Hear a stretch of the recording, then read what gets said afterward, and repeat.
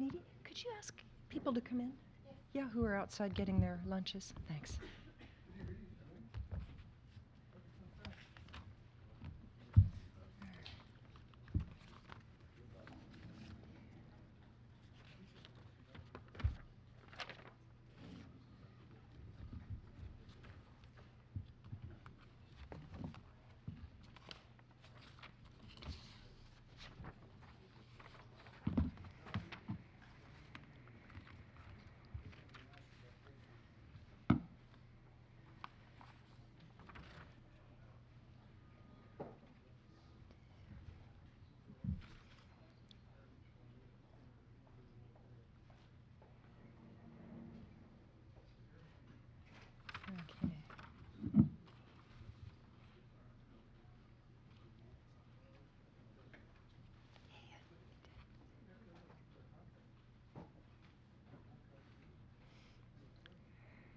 Mhm.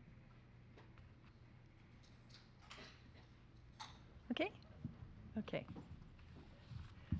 Good afternoon, everybody. I'm Barbara Slavin. I direct the Future of Iran initiative at the Atlantic Council. I am delighted to welcome you. We have a real treat today. For those who are involved in making U.S. policy toward Iran, I think it's really important that they have at least some basic understanding of Iranian society and how U.S. policy affects Iranian society, affects Iranian politics. We have with us today a renowned sociologist and someone who has studied Iran perhaps more extensively than any other American sociologist, certainly in recent memory, and that is Kevan Harris. He is lead researcher on the Iran Social Survey, which is the first nationally representative survey of social relations conducted in the Islamic Republic since the 1979 revolution. Kevan is currently an assistant professor of sociology at the University of California, Los Angeles at UCLA, but he was at Princeton prior to that. He has also written an excellent book called A Social Revolution, Politics and the Welfare State in Iran, which I highly recommend to all of you. I read it recently, and it really helped me understand the durability of the Islamic Republic in many ways. They have health care, which they do not have to pay for in the same way that we do in the United States. So that's instructive. But we're going to talk today about this new survey that Kevan has done, and I hope you will find it enlightening. I know that I will, so I'm going to invite him to come up to the podium right now, and he's going to present a few slides, and then we'll get into Q&A. So, Kevan, please. Okay. Good afternoon. Thank you for coming inside on a very beautiful Washington day. Thanks to Barbara for setting up this event. I want to acknowledge my co-researcher for the social survey in Iran, Dan Tavana at Princeton University, and acknowledge the supporters of the survey. It's not an easy undertaking, nor a cheap one. And these are the Mosaver Rahmani Center for Iran and Persian Gulf Studies at Princeton University, and the Swedish Riksbank Foundation in Sweden Banks Support Social Science. So those are the two main funders, and we coordinated the survey with Lund University and the European Iran Research Group, through which we will be publishing a series of briefs on the survey results. The first one on elections will be coming out in about a month. It's being sent to the designer soon. So I'm going to show you a few slides and run through a couple of main points that I have found interesting, and I think hopefully you will too, from the survey results. There's a lot more that we will be putting out about this survey, but let me just say a couple of things about what this was. It's a nationally representative survey of 5,005 individuals all around Iran, not just a single city, but represented based on the census of 2011. The response rate to this poll, as well as many polls in Iran, is quite high, 64%. If you know anything about polling in the United States, you know response rates tend to be much lower. But in countries such as Iran, where polling is an everyday activity, people tend to actually answer questions and pick up the phone a bit more. 95% of the survey was conducted in Persian, and actually 5% was conducted in Azeri Turkish and a bit in Kurdish. The call center was in Tehran, so everybody was receiving calls from inside Iran, and people randomly selected through their phone number. The good news about Iran is that everybody has a landline. So there has already been polling done in Iran. There's kind of a cottage industry now of polls about public opinion towards the nuclear deal, opinion towards US-EU relations, opinions towards what Iran should look like in the future. What makes a social survey different than an opinion survey is that we don't just ask questions about people's opinions, but we ask questions about people's linkages to each other, to institutions, to organizations, and to the government. So we asked about people's family history, their grandparents' occupations when Iran was largely a peasant society, their parents. We asked about whether their father or they themselves had, for example, fought in the Iran-Iraq War during the 1980s, which was important mobilization for the Islamic Republic. We asked about their voting choices in 2016 for parliamentary elections and 2013 for the presidential elections in which Hassan Rouhani won. We asked about their family and household linkages to a variety of social welfare organizations. I had written about these organizations previously in my book, so we wanted to get some information about these. We asked about their participation in civic organizations, from trade unions to cultural groups to religious institutions. And finally, we asked about their ethno-linguistic identification. We didn't just tell them, pick a box and tell me what your ethnicity is. We actually gave them an opportunity to express in their own words what they thought their ethnic identity was. So just like the US Census, you can write in your own. Well, in this survey, we let people tell us their own. And there's a bit some demographics here, but let me just point out a couple things that I think the survey shows kind of what we thought we already knew about Iran, but it helps to confirm it. First of all, this is the distribution of educational attainment of our survey respondents. You can see that there's a high percentage of people who have gotten their bachelor's. We know that Iran is a highly educated society. And if you see, I broke it down here by male and female, a high female educational attainment rate. We know that about Iran, and this is picked up in the survey. However, we also know that in Iran there's a low female labor force participation rate. It's not just, of course, occurring in Iran. It occurs in other Middle Eastern countries, actually in countries outside of the Middle East, but we also see this in Iran, that far less women than men work in the labor force. Many women are homemakers. However, you take a look at the unemployed in the survey, it's high. And we know that unemployment in Iran is high. And there's actually quite a few women who are actively unemployed and tell us that they're looking for a job. So, I think this is one of the first surveys where not only do we ask people if they voted, but how they voted in previous elections. And one of the good things about this is you can actually see, does the official turnout data that the government says, or the number of turnout, is that actually anywhere close to what people say when they vote? So we asked people, did you vote? And we found that, for example, in 2013, 74% of our sample said that yes, they did cast a vote. And that's very, very close to the official turnout numbers. Same in 2016 in the parliamentary elections. It's pretty much on the nose, within at least the margin of error. The next thing we can do is actually track vote choice over time. And this is the first kind of key finding I want to highlight for you today. I'm going to show a very messy slide, and then I'm going to show a very clean slide. This is a messy slide. On the left are all the options for who you could vote for in 2013, including I didn't vote at all. 30% of the country didn't vote. On the right are the party options that you could vote for. In Iran, the parliamentary elections are rather complex. In the first round, you vote for either a candidate or multiple candidates, and you write down on a piece of paper.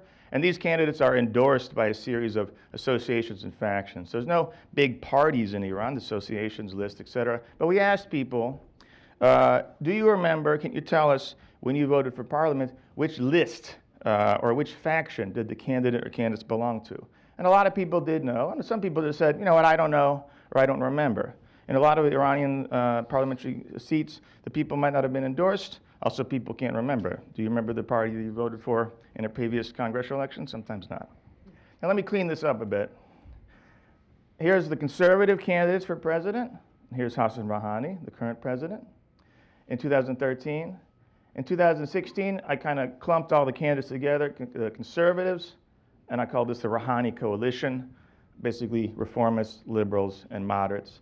And you can see here that a big chunk of those who voted for Rouhani continue to vote for candidates associated with his coalition, but a sizable amount actually switched their vote or changed their vote, because in Iran, it takes a lot to win an election for president. And vice versa, those who voted for conservative candidates came over and voted for moderate or reformist candidates in the parliamentary elections. What this shows to me is that, first of all, elections in Iran, as we know, are competitive.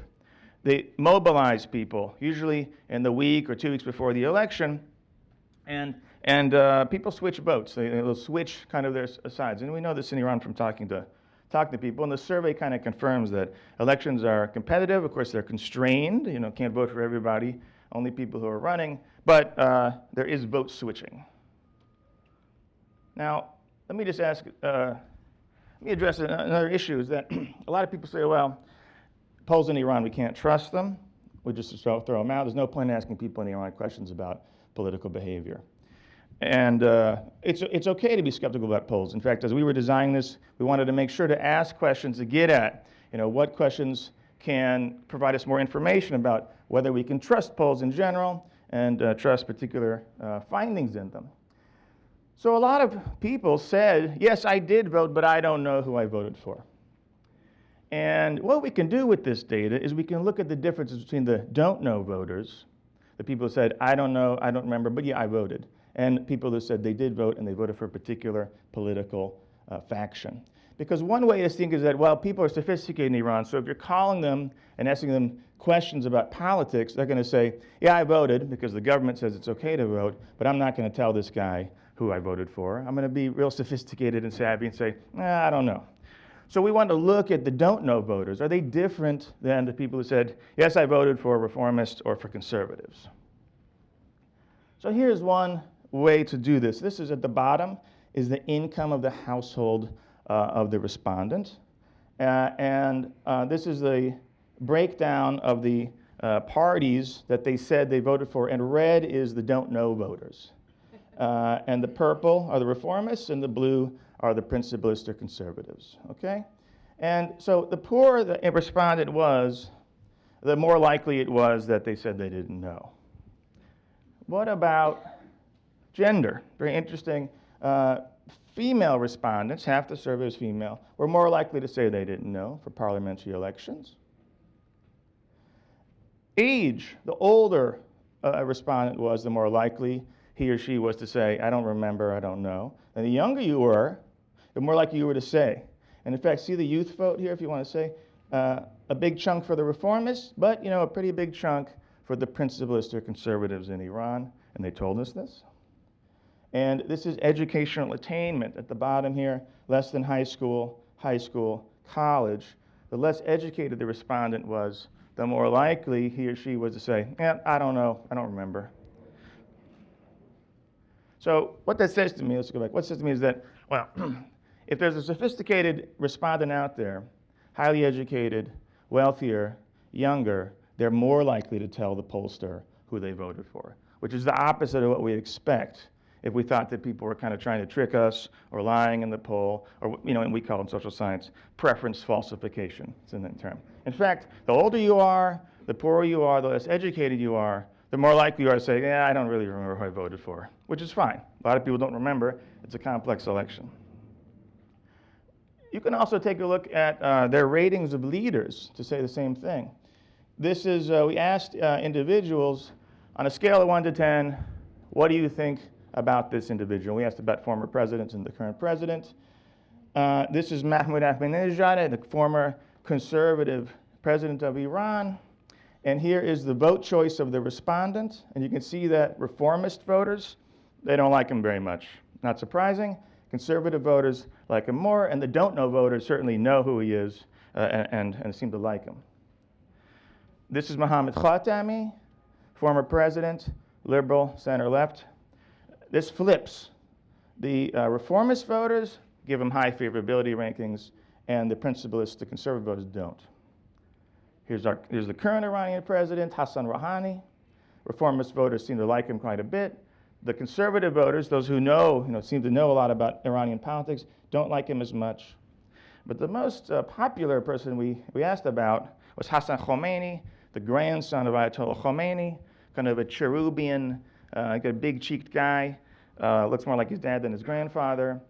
Wanted to run for assembly, experts, wasn't allowed to, but he's a well-known reformist, public intellectual, if you want to call him that, in Iran, and gets very high favorabilities, except for the conservatives who like him a bit less.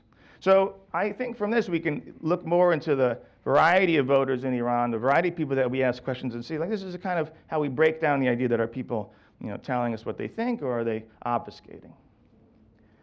This is also very important. This backs up what we know in Iran. I've been in Iran during elections. I've talked to people in Iran during elections. People in Iran will often tell you, or journalists or anybody else, I'm not going to vote. I'm not voting for any of these bums. All right? And then on election day, they scrounge around for their ID cards and they go and vote. All right? I've seen it with my own eyes. It's very surprising. Everybody decides to vote very close to elections. We ask people, when did you decide who to vote? When did you make the decision to vote? And this is by the kind of party they said they voted for. And most people say the week before. That's why horse race polling in Iran can be misleading.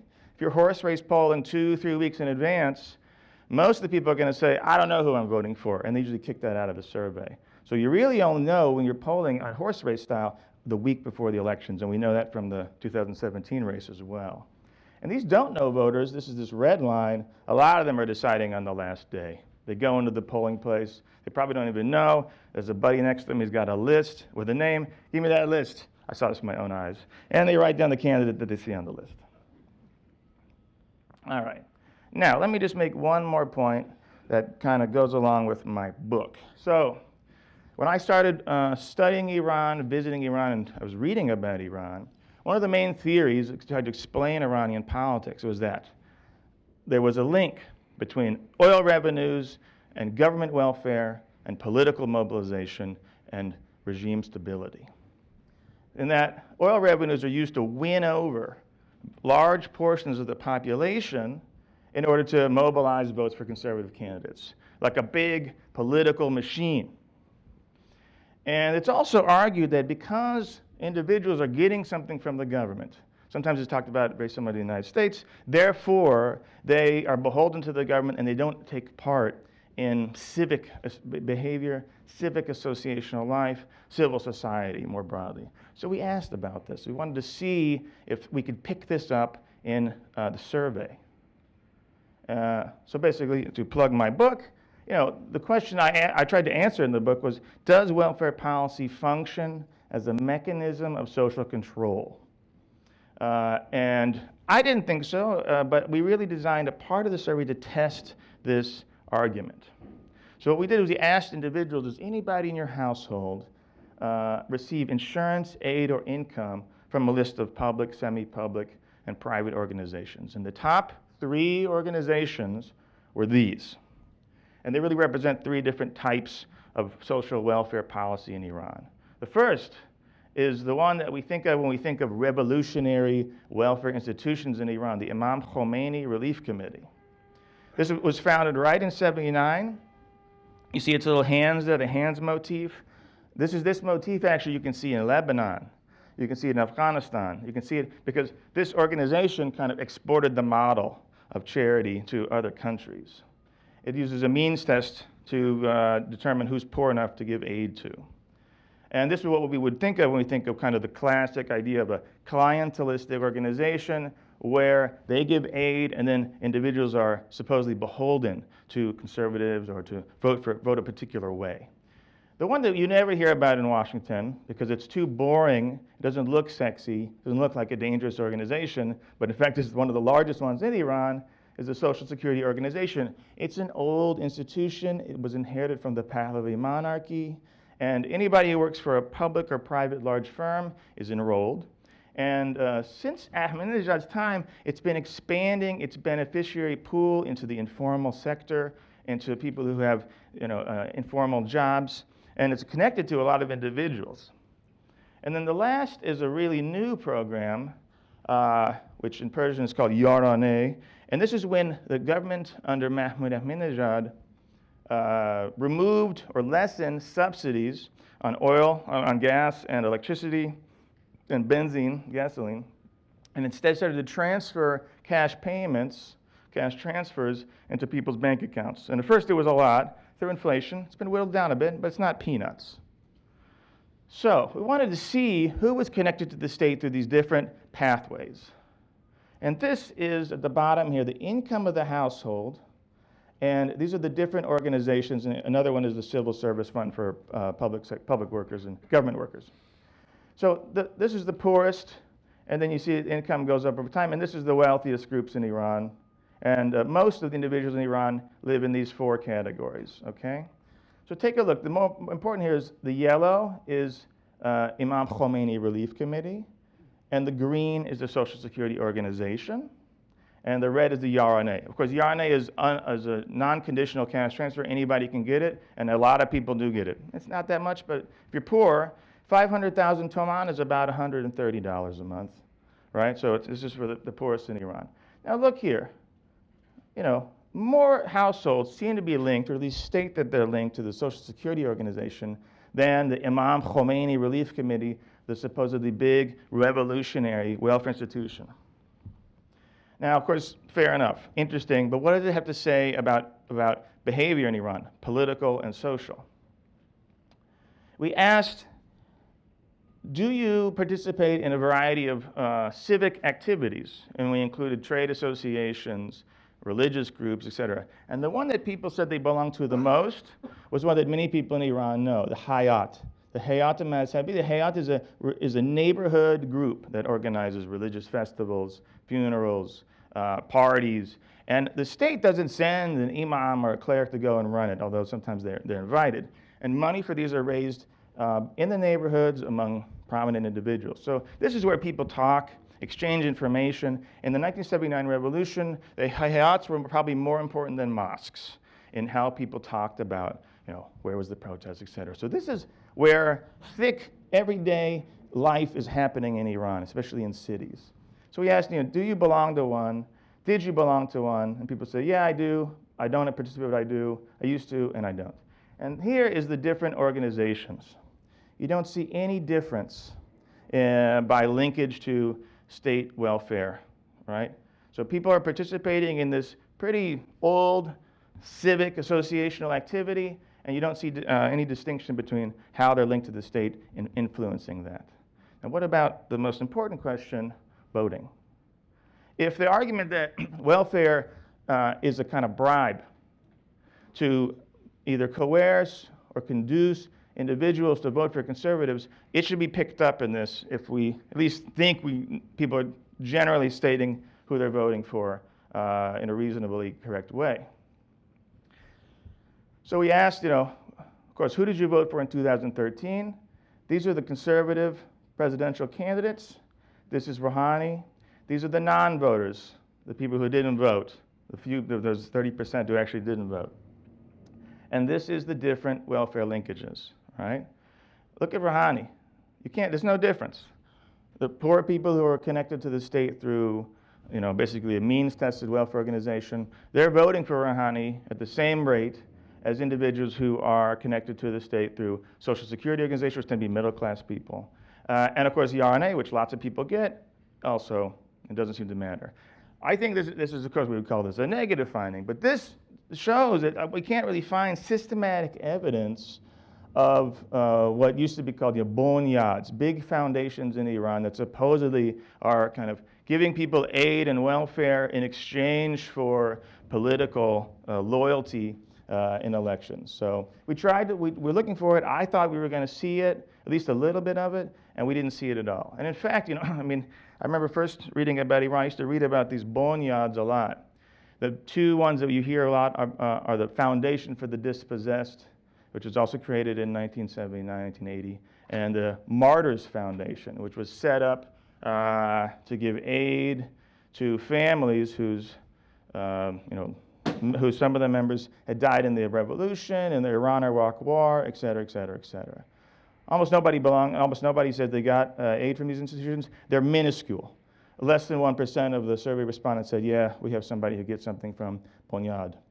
The biggest one, the Imam Khomeini Relief Committee, which is a kind of anti-poverty organization, even that is less connected to society than the old Pahlavi monarchy's social security organization, right? So for me, that shows that we can't explain politics in Iran solely by looking at these so-called aid or dependency linkages. That's not going to get us anywhere. And if you want to know more about these organizations, I write in great depth about them in my book. Okay, so let me just stop here, and we can start talking about the parts of the survey. I'm looking forward to your questions as well. All right.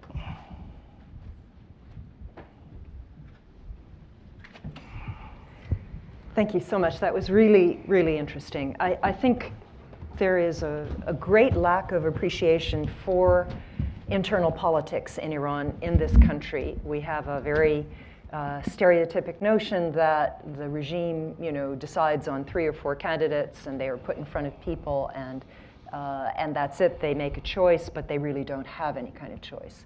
And this suggests a lot more, a lot more suspense in a way over the outcomes of at least some of these elections. They certainly spent a lot of time and effort trying to get people to vote for particular individuals. It's a lot of energy. Yeah.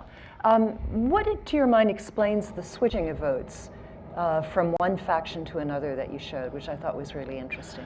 I think that a lot of individuals in Iran don't have what we would call, a partisan identification. Like, my father was a Democrat, I'm a Democrat, my son and daughter's a Democrat. Even that's breaking down, of course, the United States and Europe. But in Iran, you don't have, probably because you don't have real political parties in the European sense, you don't have partisan identification that's long and deep. You have, of course, people who say, I'm a reformist. I believe in the reformists, Khatami, et cetera, et cetera. But this is not, I don't think this is the entire population, just like the entire population also saying, oh, I'm conservative, and I always vote for conservatives, I don't care who they are. In fact, most people, first of all, they say, you know what, I don't lean one way or the other, which means that I think that they're, first of all, you might not like anybody, which is always an option, but they're also that they're, as we see, they're relatively savvy, and the more they know about politics, the more they can kind of start reading the system and voting strategically. I mean, some people vote strategically in Iran, of course. Some people vote because they know the guy's name, and that's about good enough for them. So, I think that we know very little, by the way, and that's why we set up this survey to ask these questions.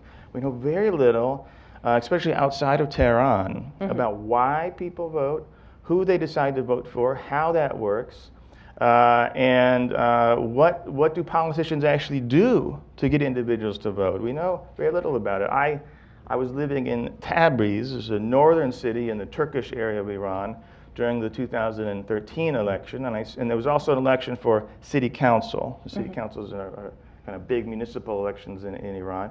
And I was just fascinated. All these, the street was littered with little business cards of different people running for city council, women, men, with their jobs. I'm an engineer, I'm this, I'm this. The most famous one was an airline pilot who had a poster with him in like a suit with his flight cap. And he's going to vote for me because I'm a pilot. So, these are stories that you don't hear outside of Iran. There are huge efforts to mobilize people to vote, and they're pretty competitive. And it is suspenseful. If everybody knew the answer ahead of time, trust me, they wouldn't be spending this much energy. Yeah. One of the other things I think is very interesting and very hopeful for the future, assuming there aren't other developments that interfere, and that is the fact that the more educated they are, the more likely they are to vote for reformists. Yeah. We see that in the survey. Although, of course, just because they're educated, just because they're young, doesn't mean that they vote always for reformists. In fact, that vote is up for grabs. And it's entirely possible to see a situation where the Rouhani coalition starts to break down and the conservatives start to get their mojo back and appeal to younger voters. In fact, they're desperately trying to appeal to young voters these days in Iran. And on the one hand, it shows that some of the system is up for grabs. It also shows, however, that the conservatives in Iran are not your fathers conservatives. In fact, the right wing in Iran has been updating their message, right? They do things that you would never think they would do. They had a rapper. Right, engage in pop culture. They Right. produce their own versions of everything. They're highly active on social media. And that's not a bad thing, in fact. I think that that's a sign of the institutionalization of political competition in Iran. I mean, I think, from living outside of D.C., that, what would an Iran that had a more democratic system look like? It wouldn't be an Iran where the right wing would just poof and disappear. In fact, one of the reasons they're so intransigent is because they're always worried about that. Where are they going to go? There's nowhere to go. Instead, I think what we could hope for at least is that they think and start to think that, well, if they lose the next election, they lose a bunch of control, they're not going to be put up against the wall. Now, many of these people, of course, we don't like, but to institutionalize the competition in politics where they're willing to give up power is an important step. And, to a certain extent, I mean, Raisi was the conservative candidate in 2017 in the election against Hassan Rouhani. He got 37% of the vote. That's not bad. That's a good number. That means that the right in Iran has a base, that they can mobilize people. And in fact, that's a sign of increasing institutionalization of competition. So, whatever happens with the leader and then whoever ends up, sitting on in the leader's office, it's a big office, a lot of staff. I still think that the real action is, will the right start to adhere to the rules of the game? And of course, stop arresting people. Stop arresting people. Desecure the situation. Obviously, the geopolitics aren't pushing Iran in that direction. They're pushing in the opposite direction. However, for a realistic vision of political competition in Iran to change a bit, that's what I think. And of course, you can take a look at countries like Brazil, South Korea. They were authoritarian and then democratized. The right wing didn't poof away and disappear. They all of a sudden they began to adhere to the rules of the game. One more, and then we have some very experienced people in the audience who I know will want to ask you questions. And this has to do with your book. I mean, the nature of the healthcare system was what just comes out. I mean, given the debate in this country about whether Americans are entitled to healthcare, how much they should pay for healthcare. If you could just talk a little bit about how the health insurance system has expanded in Iran since the revolution, because to me that the Social Security Organization you mentioned, but the healthcare helped explain to me why 2009 didn't turn into a real revolution, why in some ways it was easy to squish. Well, I mean, I did visit many villages in Iran, and I visited primary healthcare clinics, which are relatively simple, cheap, but effective institutions at delivering primary healthcare. So communicable diseases and infant care. They deliver it on site, and the people who work at these are from the village. This is very different, by the way, than the healthcare that the Shah had. The Shah, before the revolution, had these kind of mobile health corps units that kind of drove around to your village, and the guy was wearing a uniform, and he gave you some pills, and usually the villager said, "Okay, see you next year," and then took the pills and ditched them in the river. So the revolution did push the presence of the government into people's lives. Now, of course, a lot of people don't like that. Get out of my life, Dad and Islamic Republic. However, in a lot of society which hadn't been connected to the previous government, the Islamic Republic showed up. And that had a long-term effect. It didn't necessarily produce loyalty. It changed society. It changed life expectancy, infant mortality, educational access. It changed household size. It helped to change household size. Iran went from a high fertility society to a very low fertility society. Their average birth rate now is, per woman is about 2, maybe even less than replacement. At the time of the revolution, it was 7. What does this do? When individuals live in small households and have access to basic needs social insurance, they send their kids to school, they send their daughters to school, and sometimes to university.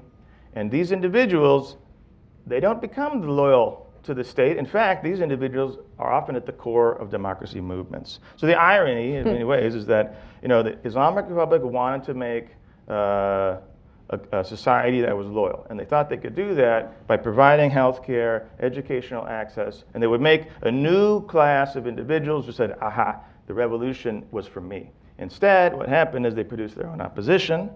These people didn't come out of thin air. the people who participate in feminist movements, student movements, labor movements, they don't come out of thin air. They come out of these deep processes of the government providing basic needs of society. And there's nothing strange about that, by the way. Think of the students in the United States in the 1960s. The affluent society turns around and joins all these radical movements, protests against the government and the Vietnam War. So the book is all about that. The politics of Iran and the dynamics of opposition and government are, arguably because of the previous successes of welfare provision, not because of their failures. And so that's how you get a literate, educated, and politically savvy society. Interesting. Okay. Let me open up to the audience. Wait for the microphone, state your name, and ask a question. We have a lady right back there. Thank you. I'm Ann Sweetser. I'm a social anthropologist. So I'm curious about whether you had weighted sampling for rural and urban areas. And also, I've done a lot of work in Pakistan, so I may be coming from a much less developed idea of the social pressures that exist within communities. I'm wondering the extent to which modern communications have really penetrated rural areas so that people are making decisions remotely from cities with the same information as others, or are they still subject to rather traditional social pressures of vote for this guy from this area or something like that? Thank you. Thank you. So one is a survey question. How do we decide how to divide up the random calling and dialing of phones? And it's weighted according to the distribution of population in the 2011 census.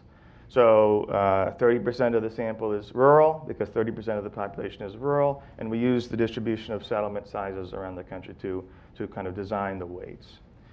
And access to information in rural society, well, I'll tell you some interesting stories. I mean, when I went to these healthcare clinics in small villages in central Iran, in northern Iran, in the south, in the Arab areas, for example, I asked the healthcare workers who were there, who had often been working for 25 years or 20 years, they're about to retire, actually, some of them. I said, so what are the main diseases that you see today, right? What's the main problems that you see in the village? And they were like, well, the main problems today are diabetes, depression, and high blood pressure, hypertension. Sounds like the U.S. These are diseases of the elderly, right? You have to get old to get these diseases. The disease profile in the early 1980s was cholera, tuberculosis, communicable diseases. So, I'm not saying that, I also don't want us to elide, the kind of brutal consolidation of the revolutionary state. And there's many books about that. One more book about how brutal the government is not going to add to the log pile that we already know. I wanted to show that there were different ways that the government reached down into society. There was the right hand of coercion, and there was the left hand of kind of, social welfare building. So over the long run, access to information also greatly expanded. So there's lots of satellite dishes in rural areas. People still watch state TV, of course. State TV was always a main channel of getting information into a rural society. State TV is what it is. I mean, it has debate shows and things like this, but you can't get everything on it. But, I think that satellite is there, and also the question is, what does it even mean in Iran to be rural today? People, 30% of the country lives in a settlement under 5,000, but they're a lot closer to urban areas than they used to be. In Iran, the city comes to you. You live in the village, and over time, the suburbs creep closer and closer and closer, and all of a sudden, you're in a city. In Ahvaz, in the Arab area of Iran, I was walking up the city, and I went to a neighborhood that, these high-rises just popped up, these kind of prefab high-rises where, often somebody had land and sold the land, and in exchange for the selling the land, they said to the developer, I want an apartment at the top. So I asked, when did these buildings come here? They look pretty new. And I was told, these are basically 5 years old. I said, well, who was here before this? I said, peasants. Peasants were here. They had land they had gotten under the Shah. And then they took this land, waited for the city to come to them. There's not much you can do with the land anyway. And they sold the land, ended up in a high rise, and they're at the top in the penthouse. Say right here. We'll bring you, and then I'll go to this gentleman. Yeah, there you go. Thank you, Barbara, for such a great program. I'm Faye Mokhtar. I'm a member of Atlantic Council. As a social scientist, what's your opinion about the reason that these people were reluctant to tell you who they have voted for? Right. So when we sliced and diced this group, this kind of we call don't know voters, we were interested in, are these people the most sophisticated, savvy people who are just basically telling pollsters that I'm not going to tell you, or are they different? So, as we tried to show, these tend to be less educated, older, respondents, and less educated and also poor. So we would call them basically low information voters. There's a couple other slides I didn't show that these are also the individuals who know less about the political system. We asked them basic questions about how long the president's term is and how many people in the parliament, and they don't know that. They also don't read the news as much. We ask how often do you check the political news. So this is a low information voter, not a savvy voter who's plugged into political affairs in Iran. So that would be what I would say. There's a group of that. Of course, there's a group of those individuals in every society, right? So they weren't deliberately trying to confuse you or deceive you. They really didn't know who they voted for. Every survey has biases. Every survey has, the things that you can't trust the results fully. So, but instead of throwing out surveys, and we're never going to do a survey in Iran ever because people will lie, you break that down into observable and measurable biases that then you can try to take into account. So that's, we ask questions that we already know the answer to.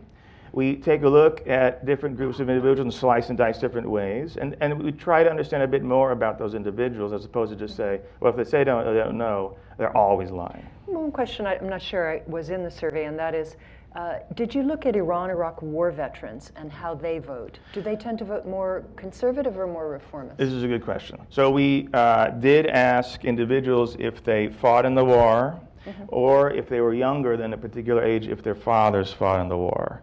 Okay, so of course that you tend to get lower middle class individuals there and working class individuals, not elite. Although you see actually a wide swath of society, at least either they or their family, fought in the war. Of course, that's not surprising because the war was a highly mobilized period. A lot of people fought. We also asked, did you fight on the front or off the front? Because many people, fought, but they, were on the home front or worked in a volunteer organization. So, you know what? I don't have the answer to that because I didn't do the data analysis on that. Okay, you haven't yet. You know what? I'll tweet it at you. Okay. I'll promise you that. Because I think that would be when I have a sense of the future of Iran, I see, particularly on the conservative side, these young people coming to the force. So not so young now, in their 40s, early 50s. Yeah, check our tweets. In I will. A couple hours. I will. This gentleman right here, and then we'll go to David. Okay, say your name. Yeah, here you go. Herb Rose. Did you find any correlation in the younger voters dependent upon whether or not they were either college graduates or in college at the time? Right. In terms of who they voted for? Yes. Yeah. So, the youth vote is split. The idea that the youth, we often read and write personally about the youth in Iran, that there's this kind of coherent youth bloc. As a former youth, no longer belonging to the club, I can tell you that this is a bit of a, naive way of writing about the youth. Because a huge chunk of the population is young, although not so young anymore. The family sizes are small. The society is getting older. So the voting patterns seem to be split. More educated you are, you do vote for there's some higher voting for the reformists. However, a big chunk of college graduates vote for conservatives. And that's because a lot of people go to college. It's not just these few institutions in Tehran that we know about, but access to tertiary education is very widespread in Iran. Lots of people go. Yeah, and there's a preference also for certain classes of society, right, to get into university as well. Everybody wants to get in. The credentialing aspect of having a college degree, given the high unemployment rates in Iran, the shrinking of the public sector, the inability of the private sector to generate jobs, having a paper that says you're a college graduate gives you a leg up. It doesn't get you the job, but it gets you the leg up. Okay, David, right there. To run for parliament, you have to have a master's degree, for God's sakes. God, I wish we had that in this country. Professor Harris, my name is Leyland. I lived in Iran before and visited quite often. I'm not a monarchist by any means, but a lot of the development that occurred in the villages after the revolution was on the plans before. And before we used to go, and I spent a lot of time in villages, and there were dirt roads, no electricity, no telephone, no health, no education, and all these things now, most villages have them. Absolutely. Another thing is, when I talk with Iranians David, who, hold the mic to your mouth. There you go. when I talk with Iranians in this country, or especially in Iran, those who are somehow involved in activities won't talk on the phone. They won't answer emails. I have to, with friends here, I have to actually go and visit with them. Okay. And I think this carries over into any polls and so forth, and of course you're aware of that. My question is that to what extent does the rhetoric and policy from this town affect the vote in Iran? And do you or anybody else write about that? Yeah. Did you try to measure that? I'm not sure. Well, you so this did. survey was done before the last presidential election, and we didn't, of course, want to publicize that we're doing a survey before an election. And it's, in that sense, it wasn't a political opinion poll. We were not asking questions about U.S. foreign policy. We tried not to ask questions that seem overly sensitive, too. Let me just address the Pahlavi era. In fact, I have a whole chapter in the book about the Pahlavi period, and I think people who only talk about the Islamic Republic, they don't study the previous monarchy. They think it's this thing, but often influenced by the politics of the period. But actually, I give the government a lot of credit before the revolution for expanding and building the foundations of a developmental state, of a social policy system. The organizations that were built under the Shah are the ones that are the most important today and used by the Islamic Republic to link individuals to a social security and social insurance system. So the irony is that, as opposed to saying that the 1979 revolution was some kind of year zero, that everything that happened before was wiped away, I actually don't think so. I think that whatever successes that you can see in the Islamic Republic today on social policy are built on the foundations of the previous government. But you also have to understand that, what happened in 79 to allow bureaucrats in the Ministry of Health to start a much expanded, rural development program, et cetera, anti-poverty program, et cetera. So actually, you need to understand both periods to get at that. Yes, Ed Martin over there. On people not answering the phone, well, I think it's a problem. It's a problem, of course, in general, but response rates seem to be quite high. So I think that, on the one hand, we can look for reticence, or we can look at particular questions that they're not answering. We can look at that. However, it seems to be a lot of people are picking up the phone. And that's because polling in Iran is relatively a new, it's a new phenomenon. My name is Ed Martin. One of the things that surprised me in the information you provided was the low employment rate for women, because when I've been in Iran, it seems like almost every business you go into or every office you go into, there are women working there. And so I would have thought that percentage would have been higher. Did it surprise you or not? That's the data. I mean, we asked people, and the data that we got looks very much like the official ILO data on female labor force participation, which is higher now than it was, a decade or 2 decades ago. So the trend is upward. It's not a phenomenon unique to Iran. If you take a look at Egypt, you take a look at Tunisia, you take a look at, of course, the Gulf states, you find high educational attainment for women, low labor force participation. It's not Islam, because if you go to Malaysia, you go to Indonesia, these are Muslim majority societies, you have high female labor force participation in the manufacturing sector, for example, right? So in my field, we have a big debate about why this is. But we know that it's, of course, not unique to Iran, and that there's lots of things going into it. One of the reasons that we know from Iran and from places like Egypt is that the best jobs for women used to be public sector jobs. They had good benefits, you could have a kid and return to work, and they were nice places to work. You wouldn't get harassed as much. Private sector jobs, nobody wants. People are less interested, women are less interested in them. And as the public sector shrank, it's been shrinking for the last 20 or so years in Iran, those are less jobs available for women. The second is that it's very hard to get people to retire in Iran, right? I mean, they retire with a pretty good package if they had a civil service job, but labor regulations in Iran are very strict, for better or for worse. So there's a lot of people who do have a job, but they're not giving it up, and it's hard to enter. That's why youth unemployment is high, and that's why it's hard for women to enter often new businesses. So I should say it's not that because of some Islamic doctrine about women not working. That's the reason. That doesn't explain almost anything.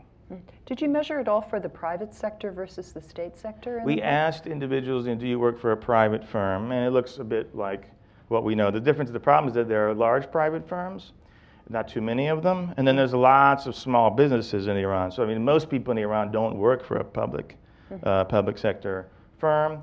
They work in the huge informal economy, small businesses in the bazaar, or here and this and that, including firms that are very modern looking and small. So that's where most people work. Is there any correlation with the way that they vote? Well, the problem is it's hard to break that up because is it an old bazaar type business or is it a new one? We don't have enough in the data to break that apart. Okay. Young man right there. Hello, my name is Max, and I'm a student at George Washington University. I'm curious if within the youth vote, if two things. First, if you saw a correlation between if someone was unemployed and if they were to vote for either of the parties, and also if there was a gender distinction within the youth itself, if young men versus young women were more likely to vote for a specific party. Right. That's a good question. Unemployment, we didn't see any difference in voting. What we did see in terms of in gender is turnout rate. So you asked people did they vote or not, and we asked in multiple elections, and we found something very interesting. In presidential elections, women turn out as much as men, very high rates, 70%. In the parliamentary elections, the female vote drops a lot. So something's happening where women are not being mobilized to vote in parliamentary elections, often because they're happening at local levels and not just in Tehran. But in president, they turn out the female votes. And this was very news to me. I don't know what explains this. I think that politicians are actually should be taking advantage of the female vote. The youth vote, however, is very interesting. So in the 2013 election, youth vote's very high for president. In the parliamentary elections, only among the youth is the turnout even higher. Usually for parliament, less people vote, just like in this country. The youth turnout, at least reported in the survey, is very high for parliament. So they were doing a good job getting at the youth vote, I think on both sides. But the reformists, won, or the Rouhani coalition won quite a bit of seats in the parliamentary election. So I think that they did an excellent job mobilizing young people to vote. Young lady back there.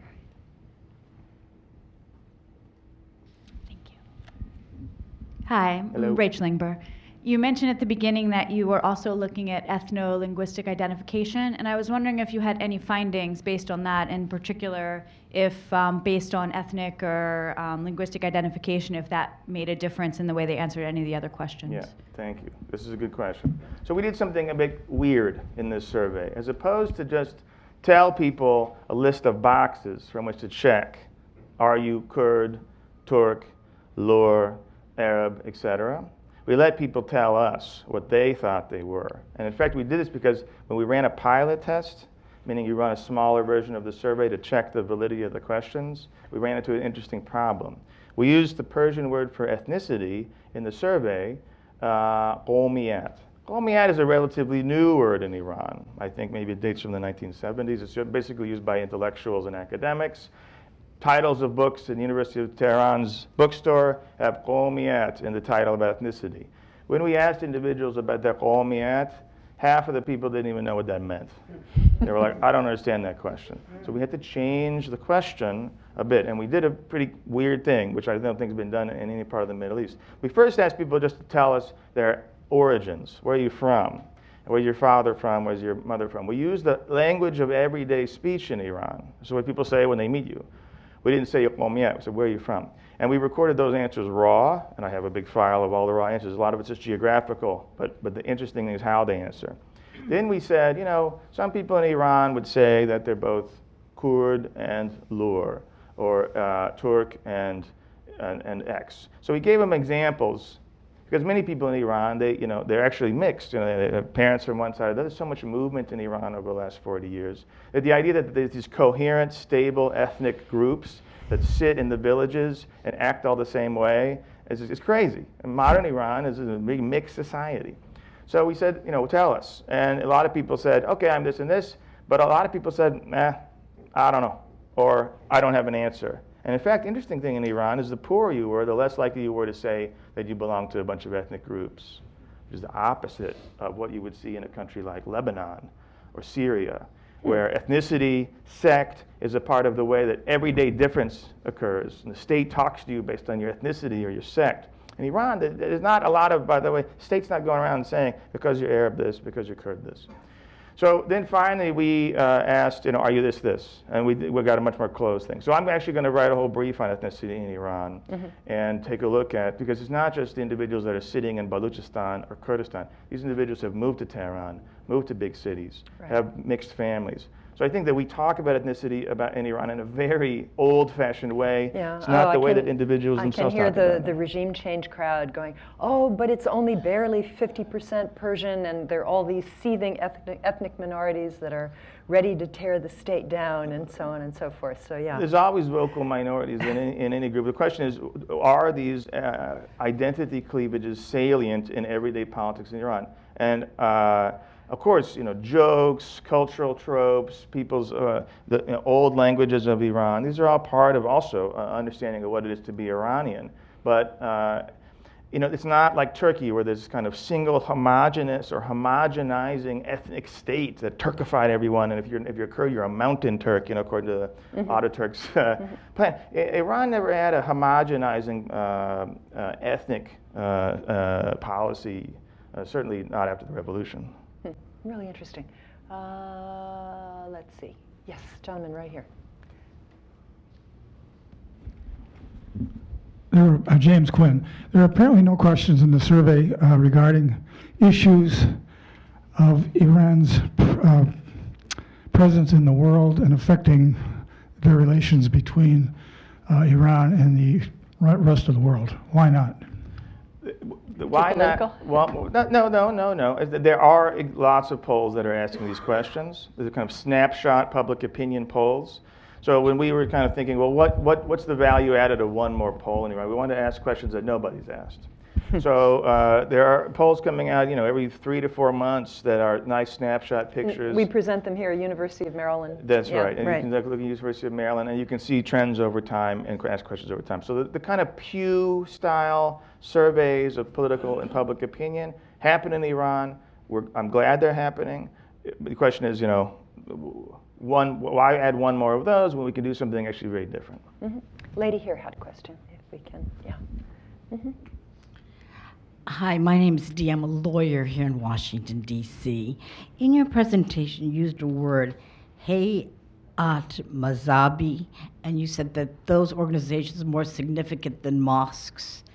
Can you explain what that term means? Sure, Hayat. So, these are local, often informal associations that organize religious festivals, funerals and weddings, and like local notable things. You're going to a neighborhood, you see a poster, maybe somebody died. Often the Hayat is in charge of coordinating that. People donate to local charity causes through that. So it's a site, and we're not just interested in it per se.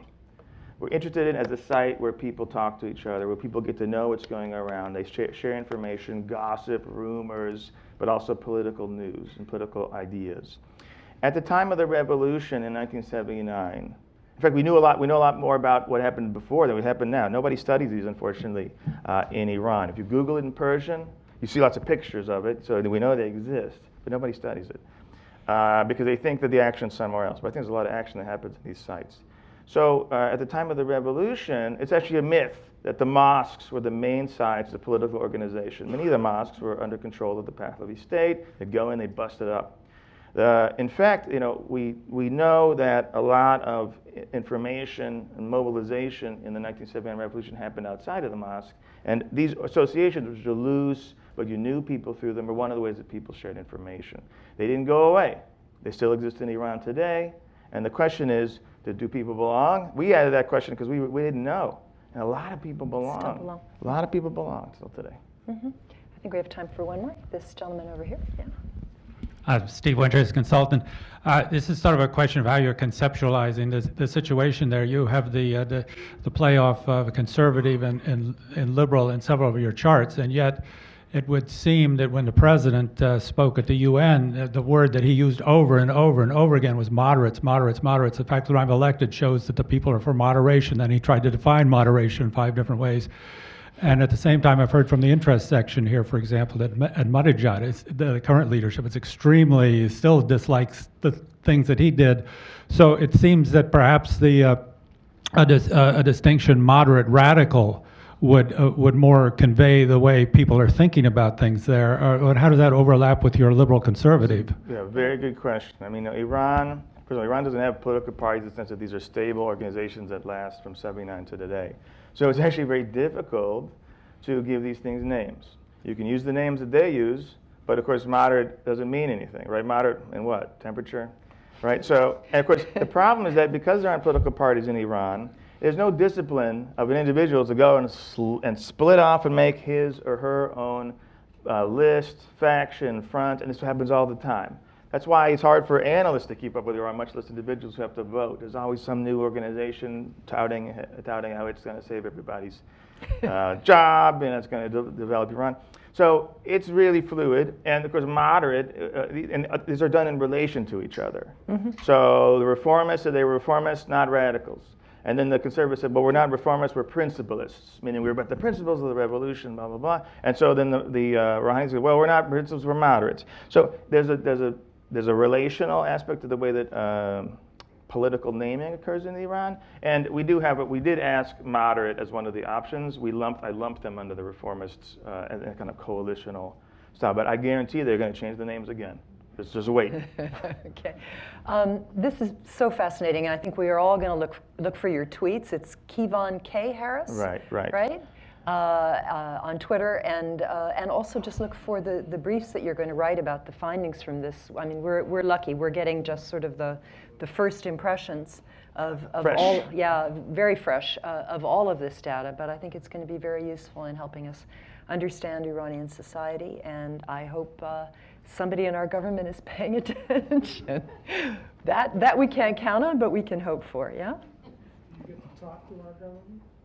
Oh, we won't ask him that question. I live in LA for a reason. It's very far away from Washington. But I want to thank you so much. I think you were last here maybe 6 years ago. Yeah, I think so. In our previous headquarters at the Atlantic Council, and I hope you'll come back again. Thank you. Thank you very much. Thank you very much. Thank you for the questions. Thanks for coming. That was great.